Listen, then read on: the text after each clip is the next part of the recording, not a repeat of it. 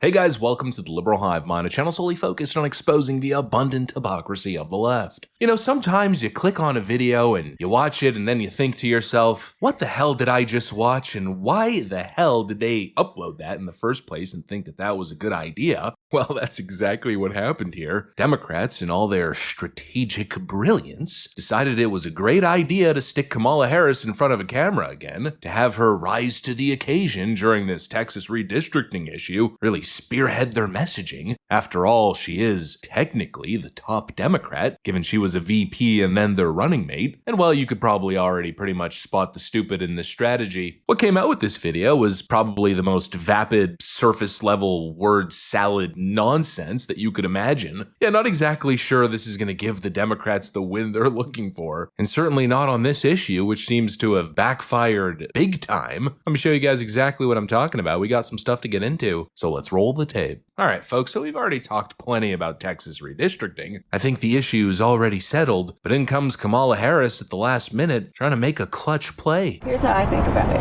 I think you're right in terms of the effect. I think what they're doing is they're cheating. I think they're cheating. They want to change the current system to make it bend toward the outcome they want. And so, you know, if you believe the public reporting, they get a call that says, hey, redo your lines, even though the fallout is going to include exactly what you said, which is, you know, taking the franchise, the vote, away from specific communities.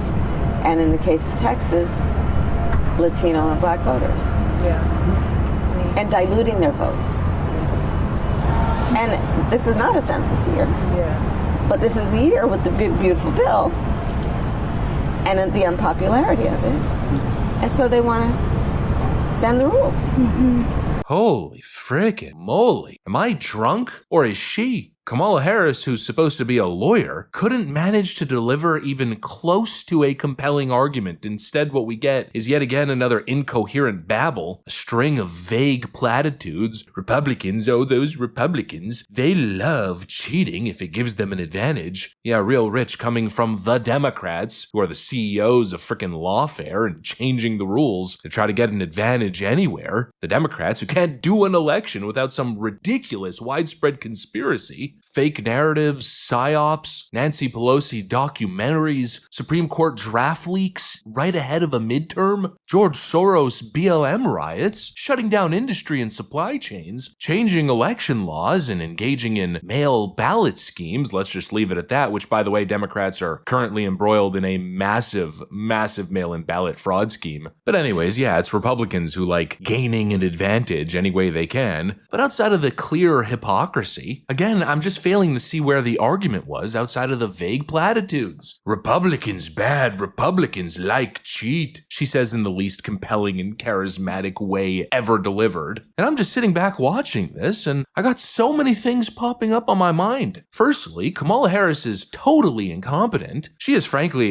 just politically useless, yet this is what Democrats are running with. One thing is for sure, the Democrat brand is dead in the water, and they're completely out of leaders. Don't take it from me. Listen to CNN say it. The Democratic brand is in the basement. It is total and complete garbage in the mind of the American public. The Democratic Party's net favorable rating, record lows in all three. Wall Street Journal, 30 points underwater. CNN, 26 points underwater. Gallup, 26 points underwater. And that is being driven in large part by discontent within the Democratic base. The Democratic base wants something different. We'll ultimately end up seeing who they choose. It'll be quite the thing who ultimately gets the rose. You know, it's just sad. Honestly, I'd feel bad for them if the stakes weren't so high and if the stakes weren't so personally significant for every single American citizen. But yeah, this is what the Democrats have. These are the top Democrats now trying to capitalize on the moment. Kamala Harris is coming in to try to compete with Gavin Newsom to elevate herself as some sort of trailblazer, fighting Donald Trump's fascistic takeover of Texas, but she totally fails to move the needle.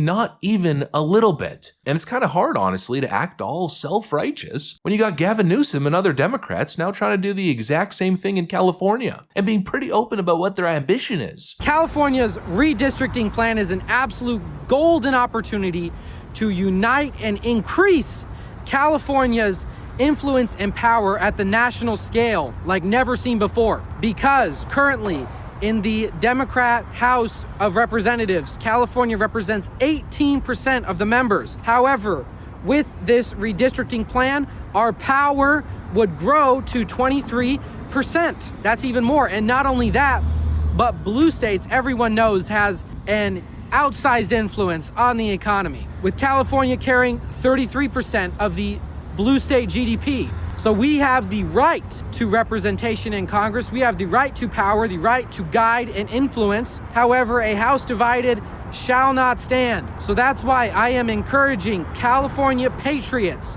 to support the Democrat Party and guide it in the direction that you wish, because that is what is needed to get the Democrat Party on the right track. I want California to be powerful. I want us to have a party that represents us and our interests here in California.